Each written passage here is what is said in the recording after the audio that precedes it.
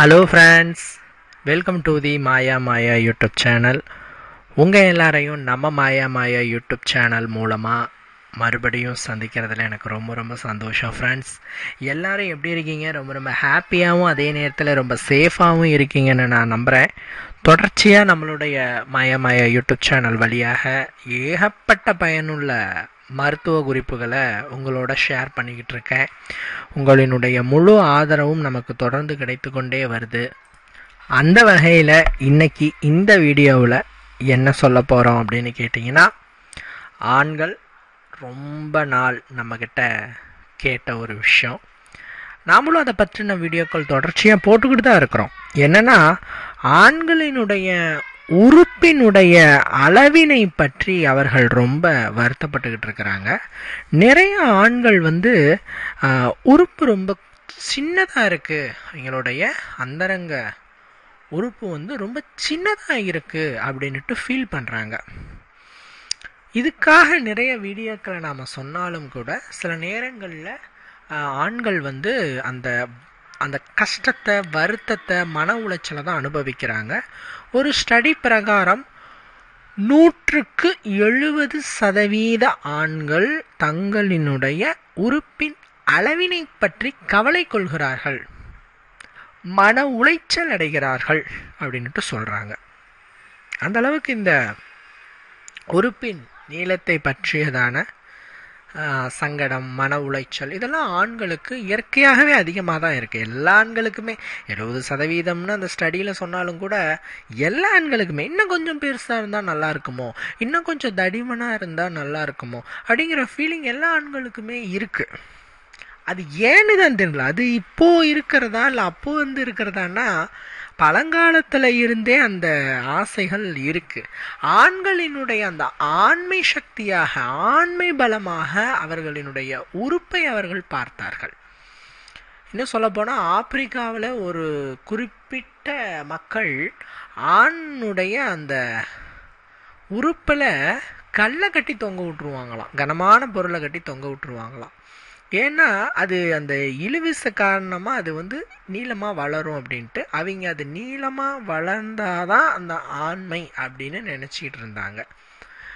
நம்ம நாட்டில் எப்படி அப்படின்னு கேட்டிங்கன்னா, நார்மல் சைஸ் இந்தியர்களினுடைய உறுப்புங்க பார்க்கும்போது நார்மல் சைஸ், பெருசும் இல்லாமல் சிறுசும் இல்லாமல் சராசரி நீளத்தில் இருக்கும்.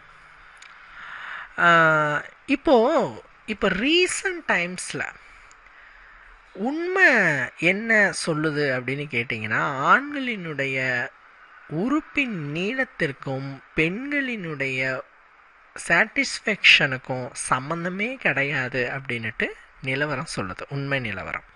இதை கேட்டுட்டு பல பேருக்கு ஷாக்கிங்காக இருக்கும். என்னங்க சொல்கிறீங்க? அது நல்லா நீளமாக நல்லா தடிமனாக இருந்தால் தானே எங்களோட துணையை சந்தோஷப்படுத்த முடியும் அப்படின்னு தானே நாங்கள் இவ்வளோ நாள் நினச்சிக்கிட்டு இருந்தோம். நீங்கள் திடீர்னு இந்த மாதிரி சொல்கிறீங்களே அப்படின்னு கேட்டால், அதுதான் சயின்ஸ், அதுதான் உண்மை. என்ன அப்படின்னு கேட்டிங்கன்னா, ஒரு பெண்ணுடைய மர்ம உறுப்பில் முதல் 2 இன்ச் அளவுக்கு தான் உணர்வு நரம்புகள் அதிகமாக இருக்கு. முதல் 2 இன்ச் அளவுக்கு தாங்க உணர்வு நரம்புகள் அதிகமாக இருக்குது. அதுக்கு மேலே அவங்களோட உறுப்பில் அந்த உணர்வு நரம்புகள் இல்லை. ஸோ அந்த 2 இன்ச் அளவுக்கு அவங்களுக்கு தூண்டுதலை நிகழ்த்தினாவே அவங்க உச்சத்தை அடைஞ்சிருவாங்க. ஸோ ஒரு ஆணுடைய அந்த ஒரு உறுப்பு ஒரு 7 இன்ச்சு 8 இன்ச்சு இருக்குன்னு வச்சுக்கலாம். அதனால் என்ன உபயோகம்? அதை வச்சு என்ன பண்ணுறது? சரி, அங்கே தேவை வெறும் 2 இன்ச் மட்டும்தான். அதுக்கு மேலே இருந்ததுன்னு சொன்னால் அது போனஸே தவிர அதனால் யூசேஜிங்னு பெருசாக கிடையாது. இன்றைக்கி இருக்கிற ஆண்கள் இந்த மோக வலையில் ஏன் விழுந்துட்டாங்க அப்படின்னு கேட்டிங்கன்னா, 2 காரணங்கள் மூலமாக. முதல் காரணம் என்னன்னு கேட்டிங்கன்னா, தவறான படங்களை பார்த்துட்டு அதில் இருக்கிற மாதிரி எங்களுக்கு வேணும்னு நினைக்கிறாங்க. இது ஒரு மிஸ்டேக்கு. 2வது கம்பேரிசன், தங்களோட நண்பர்களோட கம்பேர் பண்ணிக்கிறாங்க. அவங்களுக்கு இப்படி இருக்குது, எனக்கு சின்னதாக இருக்குன்னு கம்பேரிசன் பண்ணிக்கிறாங்க. இதன் மூலமாகவும் அவர்களுக்கு ஒரு மன உளைச்சல்.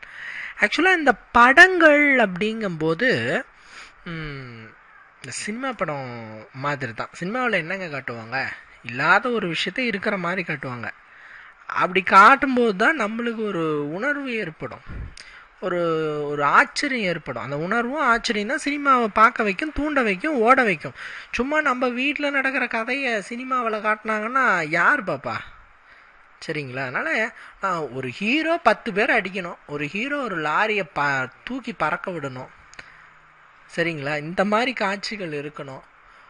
ஒன்றுத்துக்கும் உதவாமல் வேலைக்கு போகாத ஒரு ஆணை ஒரு பெண் வந்து விழுந்து விழுந்து காதலிக்கணும். இதில் இந்த மாதிரி ரியாலிட்டிக்கு சம்மந்தம் இல்லாத விஷயங்களை, நடைமுறை லைஃபுக்கு அதை அப்ளையே பண்ண முடியாது. இந்த மாதிரி விஷயங்களை தான் சினிமாவில் காட்டுவாங்க.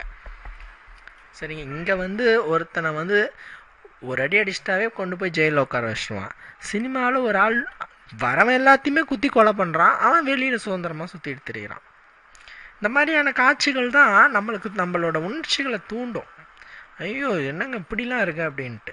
ஸோ அந்த மாதிரியான ஒரு விஷயம்தான் இந்த ஒரு தவறான அந்த படங்களை எடுக்கிறவங்களும் செய்கிற ஒரு விஷயம், கையாளுற விஷயம். என்னென்னா ரியாலிட்டியில் அந்த மாதிரி யாராலையுமே இல்லறம் வச்சுக்க முடியாது. ரியாலிட்டியில் யாராலையுமே அந்த மாதிரி இல்லறம் வச்சுக்கவே முடியாது. அப்படி இருக்கும்போது அதையே காட்சிப்படுத்துகிறாங்கன்னா ஒரு பிரம்மாண்டத்துக்காக. அப்படி காட்டினா தான் நீங்கள் பார்ப்பீங்க, ஓ இப்படி இருக்கா, என்னங்க நம்மளால் செய்ய முடியாத இவங்க செய்கிறாங்களே அப்படின்ட்டு அந்த ஒரு பிரமிப்பு, அந்த ஒரு ஆச்சரியம், இதுதான் உங்களை அந்த படத்தை பார்க்க வைக்க தூண்டும். நம்ம ஆளுங்க என்ன பண்ணுறாங்க, அதை பார்த்துட்டு அது மாதிரி இல்லறம் இருக்கணும்னு நினைக்கிறாங்க. ரெண்டாவது அதில் காட்டப்படுற அனைத்து விதமான உறுப்புகளினுடைய அந்த ஒரு சைஸஸ், அதே மாதிரி இயக்கங்கள், இது எல்லாமே பார்த்தீங்கன்னா ஒன்று கேமராவை பயன்படுத்தி அப்படி செய்வாங்க, சில மருந்துகளும் ஊசிகளையும் பயன்படுத்தி அப்படி செய்வாங்க. இது மாதிரி நம்மளுக்கு இல்லையே அப்படின்னு நினச்சா அது நம்மளுடைய முட்டாள்தனத்திலும் முட்டாள்தனம். ரெண்டாவது சில பேர் சொல்லுவாங்க, அதில் வந்து ரொம்ப நேரம் இருக்கிற மாதிரி இருக்குதுங்க, ரொம்ப நேரம் அவங்க வந்து இருக்கிறாங்க, 1 மணி நேரம் 2 மணி நேரம், அந்த மாதிரி நம்மளால் இருக்க முடியலையேன்னு சொல்லுவாங்க. ஆக்சுவலாக அவ்வளவு நேரம் இருக்கவே முடியாது. ஒரு ஒரு சாதாரண மனிதனினுடைய அந்த இல்லற நேரம் வெறும் 4 to 9 நிமிடங்கள் மட்டுமே. 10 நிமிஷத்துக்கும் குறைவு, 10 நிமிஷத்துக்கு குறைவு. 4 to 9 நிமிடம் நீங்கள் திருப்திகரமாக இருந்துட்டீங்க அப்படின்னு சொன்னாலே போதும். நாம்ளும் விலங்கினம்தான். மற்ற விலங்குகளை பாருங்கள், நாய் பாருங்கள், பூனை பாருங்கள், இந்த மாதிரியான உயிரினங்களை பாருங்கள், அது என்ன மணிக்கணக்கில் வச்சுருக்குது. அதனுடைய டைமிங் கொஞ்சம் நேரம் தான் இருக்கும். அந்த கொஞ்ச நேரத்துக்குள்ள நீங்கள் சரியான முறையில் அந்த இல்லறத்தை திருப்திகரமாக வச்சுக்கிறீங்களாங்கிறது தான் கணக்கே தவிர, எந்த உயிரினமும் 1 மணி நேரம் வச்சுக்கிறதில்ல, 2 மணி நேரம் வச்சுக்கிறதில்ல, இரவு முழுவதும் வச்சுக்கிறதில்ல. நம்மளுக்கு மட்டும் ஏன் இந்த ஆசைன்னா எக்ஸ்பெக்டேஷன்ஸ். அந்த மாதிரியான படங்களில் காட்டுறாங்க. அது மாதிரி இல்லையேன்னா அந்த படத்தை 1 வாரம் எடுப்பாங்க, வெட்டி வெட்டி வெட்டி அதை ஒட்டி ஒட்டி ஒட்டி நீளத்தை அதிகரிப்பாங்க. நம்மளால் அப்படி செய்ய முடியுமா? முடியாது. அதை பார்த்தும் நம்மளுக்கு ஒரு ஆசை. அதே மாதிரி உறுப்பின் நீளத்தை பற்றினும் கம்பேரிசன். இந்த சினிமா அந்த மாதிரியான படங்களில் காட்டுற அந்த நபர்களுடைய உறுப்போட கம்பேர் தயவு செஞ்சு பண்ணாதீங்க. இது சில நேரங்களில் பெண்களையும் அஃபெக்ட் பண்ணுது. எப்படி ஆண்களுக்கு அவங்களுடைய உறுப்பு பிரச்சனை இருக்கோ, அதாவது குறியின் நீளம் பிரச்சனை இருக்கோ, அதே மாதிரி பெண்களுக்கு மார்பகங்களை நோக்கி அவர்களுடைய பிரச்சனை இருந்துட்டு இருக்கு. நம்மளுக்கு ரொம்ப சின்னதாக இருக்குது, பெருசாக இல்லை, இப்படிங்கிற மாதிரியான பிரச்சனை வந்துட்டுருக்கு. இது it's common, it's normally common. உங்களுடைய உடல்வாகு எப்படியோ, உங்களுடைய குடும்பத்தின் ஜீன் எப்படியோ, அதை பொறுத்து தான் ஒவ்வொருடைய உடல் உறுப்புகளினுடைய தோற்றங்களும் அமையும். அதனால் எனக்கு சின்னதாக இருக்குது, பெருசாக இருக்குது அப்படிங்கிற ஒரு விஷயத்தை மனசில் போட்டு குழப்பிக்காதீங்க. உங்களுக்கு என்ன இருக்கோ அது கரெக்டாக தான் இருக்குது. உங்களுக்கு என்ன கொடுக்கணுமோ அதை கரெக்டாக தான் இறைவன் கொடுத்துருக்கான். ஸோ அதை வச்சு திருப்தி காணுங்கன்னு சொல்லுவேன். ஒரு ஆணினுடைய உறுப்பின் நீளம் எவ்வளவு இருக்க வேண்டும் அப்படின்னு கேட்டிங்கன்னா, இந்த நீளத்தை அளக்கும்போது நம்மளுடைய ஆட்கள் பண்ணுற தவறான விஷயம் என்னென்னா, சுருங்கிய நிலையில் அளப்பாங்க. ஆக்சுவலாக சுருங்கிய நிலையில் உறுப்பை வந்து அளக்கக்கூடாது. ஏன்னா நம்மளுடைய உடல்ல 2 உறுப்பு மட்டும்தான் சூழ்நிலைக்கு தகுந்தவாறு சுருங்கி விரியும். ஒன்று நம்மளோட கண்ணோட உள்ள இருக்க கருவிழி பாப்பா, அது என்ன பண்ணா சூழ்நிலைக்கு தகுந்த மாதிரி சுருங்கி விரியும். ரெண்டாவது ஒரு ஆணினுடைய அந்தரங்க உறுப்பு. இந்த ரெண்டும் தான் சுருங்கி விரிகிற தன்மை இருக்கு. ஆண்களினுடைய அந்த மர்ம உறுப்பு குளிர்காலங்களில் ரொம்ப சின்னதாக இருக்கும், வெய காலங்களில் ஓரளவுக்கு நீளமாகவும் பெரிதாகவும் தோற்றமளிக்கும். எப்பயுமே ஆண்கள் அவர்களினுடைய சுருங்கிய நிலையில் இருக்கிற உறுப்பை அளந்து பார்க்கக்கூடாது, அளந்து பார்த்துட்டு சின்னதாக இருக்குன்னு ஃபீல் பண்ணக்கூடாது. பிகாஸ் நம்மளுடைய இந்தியன்ஸ்க்கு உறுப்பினுடைய தன்மை குணம் எப்படி இருக்குன்னா, சாதாரண நிலையில் ரொம்ப சின்னதாக இருக்கும். உறுப்பையை 2 விதமாக பிரிக்கலாம். ஒன்று சாதாரண நிலையில் ரொம்ப சிறுத்து இருக்கும், அது எழுச்சி அடைஞ்சுன்னா 2-3 மடங்கு நீளத்தில் பெரிதாகும். சில உறுப்புகள் பார்ப்பதற்கு சாதாரணமாகவே பெரிதாக இருக்கும், எழுச்சி அடைஞ்சதுன்னா 1/2 மடங்கு 1 மடங்கு நீளத்துக்கு பெரிதாகும். மேக்ஸிமம் 70 to 80% மென்ஸ்க்கு ரொம்ப சின்னதாக இருக்கும் ஸ்டார்டிங் ஸ்டேஜில். எழுச்சி அடைஞ்சுன்னா 2-3 மடங்கு அளவுக்கு பெரிதாகும். இந்த ஒரு நிலை தான் மேக்ஸிமம் எல்லாருக்குமே இருக்கும். ஸோ அப்படி இருக்கக்கூடிய நிலையில் ஒரு ஆண் சுருங்கிய நிலையில் தங்களுடைய உறுப்பை பார்த்துட்டு சின்னதாக இருக்குது அப்படின்ட்டு ஃபீல் பண்ணுறது முட்டாள்தனம்.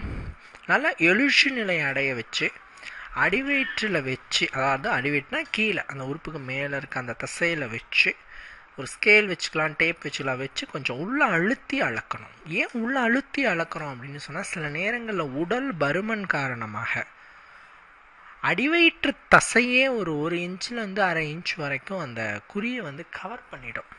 இது நிறைய இடங்களில் நாம் பார்த்துருக்குறோம்.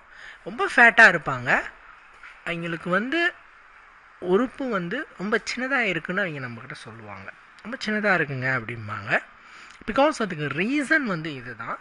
ரொம்ப ஓவர் ஃபேட் அப்படிங்கிறது ஹெல்த் மட்டும் இஷ்யூ பண்ணாது, உங்களோட இல்லறத்தையும் இஷ்யூ பண்ணிடும். முக்கியமாக உங்களுடைய உறுப்புகளினுடைய சைஸஸ், முக்கியமாக ஒரு ஆண் இருக்கார் அப்படின்னா அவருடைய இந்த மர்ம உறுப்பையே உள்ளே இழுத்துக்கும், ஸோ சின்னது பண்ணிடும்.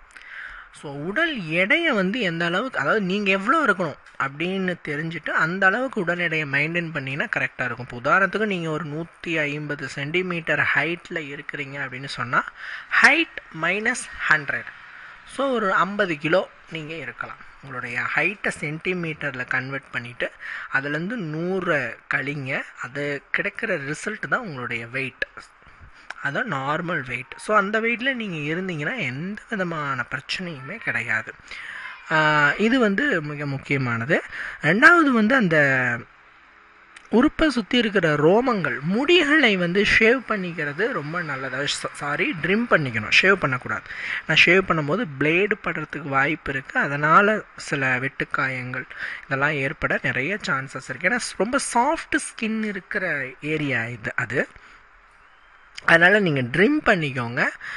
ட்ரிம் பண்ணிக்கிட்டிங்கனாவே போதுமானதாக இருக்கும். ஏன்னா அந்த முடியை சில நேரங்களில் 1/2 இன்ச்சிலேருந்து 1 இன்ச் அளவுக்கு உங்களுடைய உறுப்பை கவர் பண்ணிடும். இது பார்க்குறதுக்கு ரொம்ப சின்ன தோற்றத்தை ஏற்படுத்தும். ஆக்சுவலாக உங்களுக்கு எந்த சைஸில் இருக்குதோ அந்த சைஸில் தான் இருக்கும், ஆனால் பார்க்கும்போது சின்னதாக இருக்கிற மாதிரியான ஒரு தோற்றத்தை ஏற்படுத்தும். ஸோ பாடி ஃபேட்டை ரெடியூஸ் பண்ணுறதும் அந்த ஹேரை ரிமூவ் பண்ணுறதும் உங்களுக்கு இருக்கிற சைஸை இருக்கிறபடியே நல்லா காட்டி கொடுக்கும். இதை விட்டுட்டு ஒரு ஆண் ஐயோ நம்மளுக்கு சின்னதோன்னு புலம்பிகிட்டு இருக்காதீங்க. கடுகு சிறுத்தாலும் காரம் குறையாது. நான் முன்னாடி சொன்ன மாதிரி 2 இன்ச் தான் பெண்ணுடைய அந்த அந்தரங்க உறுப்பில் உணர்வை கொடுக்கிற நரம்புகள் இருக்கிற அந்த ஏரியா. ஸோ 2 இன்ச்சுக்கு மேலே, இன்னும் சொல்ல போனால் 3 இன்ச்சுக்கு மேலே உங்களுடைய உறுப்பு எழுச்சி நிலையில் இருந்தாலே போதும். அதை வச்சு நீங்கள் தாராளமாக ஒரு திருப்திகரமான இல்லறத்தில் ஈடுபடலாம்.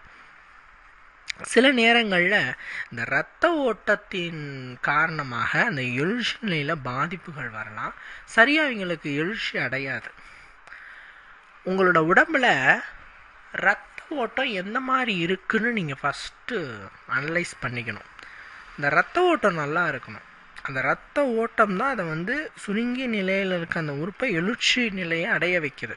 ஸோ இந்த பிளட் சர்க்குலேஷனை நல்லா பண்ணுறதுக்கு மாதுளப்பழ ஜூஸ், நல்லா 1 கப் மாதுளம் பழத்தை எடுத்துட்டு அதோட 2 கப் பால் ஊற்றிட்டு நல்லா அடிச்சுட்டு தேவைப்பட்ட நாட்டு சக்கரை சேர்த்துட்டு அந்த பாலை குடிக்கிறது. இது வந்து மாதுளை ஜூஸ் அப்படின்னுட்டு ரொம்ப ரொம்ப ஆண்களுக்கு பெஸ்ட்டான ரிசல்ட்டை கொடுக்கக்கூடிய, அதே நேரத்தில் ஆண்களினுடைய அந்த எழுச்சி குறைபாட்டை நீக்கி உறுப்பு வந்து எந்த அளவுக்கு எழுச்சி ஆகணுமோ அந்த அளவுக்கு எழுச்சியை கொடுக்கக்கூடியதாக இந்த மாதுளை ஜூஸ் அமையும். வாரத்துக்கு 3 நாள் மாதுளை ஜூஸை நீங்கள் குடிக்கலாம். மாதுளை ஜூஸ் மாதிரி ஆண்களினுடைய அந்த ஒரு உறுப்பை எழுச்சிப்படுத்தக்கூடிய ஒரு பானம் எதுவுமே இல்லைன்னு நான் சொல்லுவேன். அந்த அளவுக்கு ரொம்ப சக்தி வாய்ந்த பானம் மாதுளை ஜூஸ் பானம். ஸோ இதை நீங்கள் தாராளமாக குடிங்க. வாரத்துக்கு 3 நாள் குடிங்க ஆண்கள், சரிங்களா? இதே நேரத்தில் ஆண்களினுடைய அந்த உறுப்பினுடைய எழுச்சியை அதிகப்படுத்துறதுக்கு தேங்காய் எண்ணெய் ரொம்ப நல்ல முறையில் பயன்படுத்தப்படுது. தேங்காய் எண்ணெய் வந்து உடலுக்கு பயன்படுத்தலாம், உள்ளுக்கு பயன்படுத்தலாம், உங்களோட ஹேருக்கு பயன்படுத்தலாம். பட் ஹேருக்கு பயன்படுத்துகிற தேங்காய் எண்ணெயை வந்து நம்ம உள்ளுக்கு பயன்படுத்தக்கூடாது. இந்த தேங்காய் எண்ணெய் தயார் பண்ணுறது 2 வகை. அந்த பருப்பை காய வச்சு நல்லா வெயிலில் காய வச்சு ஆட்டி எண்ணெய் எடுத்து அந்த எண்ணெயை தலைக்கெலாம் பயன்படுத்துவோம். பட் ஆனால் ஒரு சுத்தமான தேங்காய் எண்ணெய் என்பதும் மருத்துவத்துக்கு பயன்படுத்தப்படுற தேங்காய் எண்ணெய் என்பதும் சின்ன குழந்தைங்களுக்கு கூட யூஸ் பண்ணுற பயன் கொடுக்குற தேங்காய் எண்ணெய் என்பதும் என்ன தெரியுமா? அந்த பாலில் இருந்து நாம் எடுக்கிற அந்த ஆயில் தான். இந்த தேங்காய் பால் இருக்குது இல்லைங்க, இதில் இருந்து அந்த தேங்காய் எண்ணெய் எடுத்து அதை ஸ்டோரேஜ் பண்ணி வச்சுக்கிட்டு அதில் இருந்து நீங்கள் வந்து அதை ஒரு கொஞ்சோண்டு ஒரு 1/4 ஸ்பூன் எடுத்துகிட்டு உங்களுடைய உறுப்பில் அப்ளை பண்ணலாம். 1/4 ஸ்பூன் 1/2 ஸ்பூன் எடுத்துகிட்டு உங்களோட உறுப்பில் அப்ளை பண்ணலாம். மசாஜ் பண்ணலாம், மெல்லி மசாஜ் பண்ணலாம். ரெகுலராக பண்ணிகிட்டு இருந்தால் நரம்புகளினுடைய தளர்வுகள் நீங்கி நல்ல முறையில் எழுச்சி பெறும். பார்ப்பதற்கு நல்ல பெரிதாக தோற்றமளிக்கும், தடிமனாக தோற்றமளிக்கும்.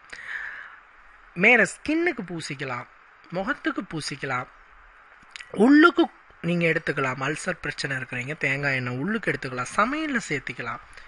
அது எப்படின்னா, அந்த தேங்காய் வந்து நம்ம எடுத்துக்கணும். ஓரளவுக்கு முற்றிய தேங்காயை எடுத்துகிட்டு நல்லா ஆட்டிட்டு அதிலேருந்து பால் எடுத்துகிட்டு உருளின்னு சொல்லுவாங்க, கடையில் போய் கேட்டு பாருங்கள், கொடுப்பாங்க. உருளி அப்படிம்பாங்க. அதாவது தேங்காய் எண்ணெய் காய்ச்சறதுக்கே அது இருக்கும். ரொம்ப அடிகனமான பாத்திரமாக இருக்கும், ரொம்ப கனமாக இருக்கும். அதில் தான் தீயாது. நீங்கள் மெல்லிய பாத்திரத்தில் காய்ச்சினீங்கன்னா சுத்தமாக தீஞ்சு போய்டும், அது வரவும் வராது. ஸோ அடிகனமான பாத்திரத்தில் வச்சுட்டு அடுப்பில் சூடேற்றிட்டு இந்த பாலை ஊற்றிட்டு மெல்லிசாக அப்படியே கிண்டிகிட்டே இருந்தீங்கன்னா அதுக்கு நம்மளுக்கு எண்ணெய் கிடைக்கும். தேங்காய் எண்ணெய், சுத்தமான எண்ணெய். இந்த எண்ணெயை நீங்கள் உங்களுடைய உறுப்பில் ஒரு கொஞ்சமாக தடவி நல்லா மசாஜ் பண்ணிவிட்டு ரெகுலராக வாங்க. ஒரு 1 வீக் to 2 வீக்கில் உங்களுடைய உறுப்பு எந்த மாதிரி எழுச்சி பெறுதுன்னு பாருங்கள். ஸோ ஆண்களுடைய அந்த உறுப்பு எழுச்சிக்கு மாதுளைப்பழ ஜூஸும் இந்த தேங்காய் எண்ணெயும் சிறந்த முறையில் யூஸ்ஃபுல்லாகிற ஒரு விஷயமாக அமையும். ஸோ இதை நீங்கள் ஃபாலோ பண்ணிக்கலாம். அதே மாதிரி ஆண்கள் வந்து முடிஞ்ச அளவுக்கு விடியற்காலையில் அவங்களோட இல்லறத்தை வச்சுக்கிற மாதிரி பார்த்துக்கோங்க. ஏன்னா ஆண்களினுடைய அந்த ஆண்மையை தூண்டக்கூடிய ஒரு ஹார்மோனோட பேர் டெஸ்டோஸ்டிரான். இந்த டெஸ்டோஸ்டிரான் வந்து இயற்கையாகவே அதிகரிக்கிற நேரம் விடியற்காலை. ஒரு ஆணுடைய உடம்பில் இந்த டெஸ்டோஸ்டிரான் அதிகமாகுது அப்படின்னு சொன்னால் அந்த டைமிங் இந்த விடியற்காலை நேரம் தான். மற்ற நேரங்கள்லையும் அதிகமாகும், பட் நாமளே அதை உணர்வை ஏற்படுத்தி வெளிப்படுத்துகிற மாதிரி இருக்கும், அதை அதிகரிக்கிற மாதிரி இருக்கும். பட் இந்த விடியற்காலையில் தான் இந்த டெஸ்டோஸ்டிரான் வந்து இயற்கையாகவே உடலில் அதிகமாக அதிகரிக்கிற அந்த டைமிங்.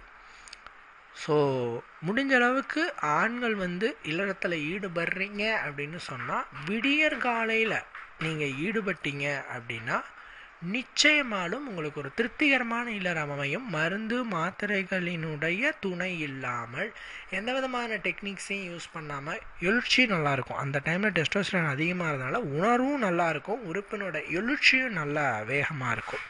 ஸோ இந்த டிப்ஸையும் நீங்கள் கொஞ்சம் எடுத்துகிட்டு இதையும் யூஸ் பண்ணிக்கோங்க. ஸோ கண்டிப்பாக இந்த வீடியோவில் சொல்லப்பட்ட விஷயம் எல்லாத்தையுமே நீங்கள் அப்ளை பண்ணுங்கள். ரிசல்ட் ரொம்ப நல்லாயிருக்கும். ஒரு இனிமையான இல்லறத்தை நீங்கள் வைத்துக்கொள்வீர்கள். கண்டிப்பாக இந்த வீடியோ உங்களுக்கு யூஸ்ஃபுல்லாக இருந்திருக்குன்னு நான் நினைக்கிறேன் ஃப்ரெண்ட்ஸ். இன்னொரு வீடியோவில் வந்து உங்களை நான் சந்திக்கிறேன். பாய்.